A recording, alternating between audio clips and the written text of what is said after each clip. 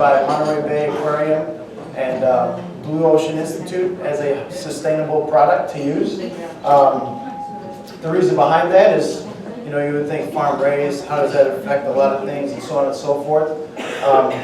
A lot of it has to do with the feed that they give to the fish, and the way they raise them in the oceans themselves. So this fish is actually able to live a normal life cycle. It goes into these little pens out in the ocean, and it's pretty much 1% fish to 99% water. So they're able to just kind of go all about and do their thing, as opposed to some other ones where it's vice versa as far as the ratio is concerned. So we'll go ahead and get started. So the fish, let's go ahead and season her up. A little bit of salt. Do some black pepper.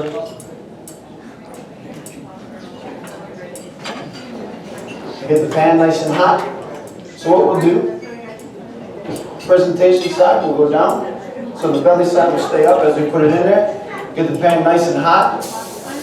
Let that sizzle for a little while and let it be. So this is going to be a day-to-day thing that's offered out at the kiosk itself. We'll be sending them to order as you guys come through. So we're going to get that going. And what's paired with it is a chimichurri. So chimichurri is just a green sauce. It's very prominent in the Patagonia region. We'll also be offering a little bit of a twist on a actual chimichurri. So I have arugula, mint, a little bit of cilantro, and then put it on as the garnish. So we're going to get this going. At home, you can utilize a steak blender, you can utilize a blender, or you can just chop all the ingredients up. We're going to use a little mortar and pestle to kind of break things up, get it going, get a lot of flavors bouncing around. So right here, a little bit of arugula. We'll just kind of rip up some of the mint, fresh mint, some cilantro. And then we'll add some salt to it, a little coarseness, kind of break it down. And then all the other ingredients that are found inside a chimichurri. So we'll just go ahead and flip this. Just kind of let that go. So a little bit of red pepper flake, a little bit of sugar, and then lime juice. Get nice acidity to the dish because there's going to be a lot of fat going on inside the salmon. And then we'll go ahead and just grind it up. Kind of got to get in there, work it a little bit. It's much easier, obviously, if you did it in a blender. But the good thing is, these demos will be going on throughout the festival. You'll have culinary demos, you have wine tastings and seminars.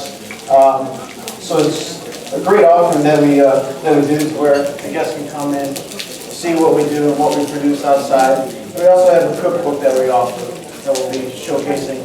That will have a lot of these dishes that we do showcase in the kiosks themselves. So to plate this dish, we have a quinoa salad. So quinoa is a very ancient grain. Peru is one of the biggest cultivators of quinoa. It is very high in protein. So it's actually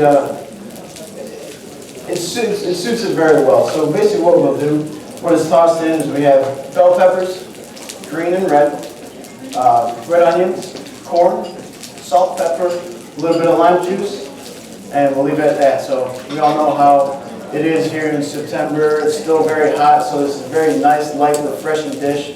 So it's a great accompaniment to the weather, so to speak. So we'll just go ahead and put a little bit down. All right, and the salmon should be pretty much done.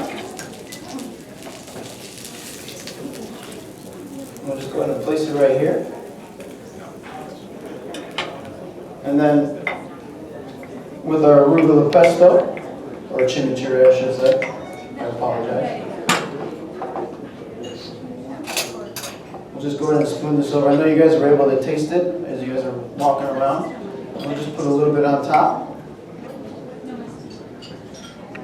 to garnish the dish. So like I said, a lot of these things, or these dishes I showcased, throughout the festival, day in and day out. So you'll be able to taste this in the Patagonia kiosk, along with the beef. We have a beef skewer, and we also have the empanada. So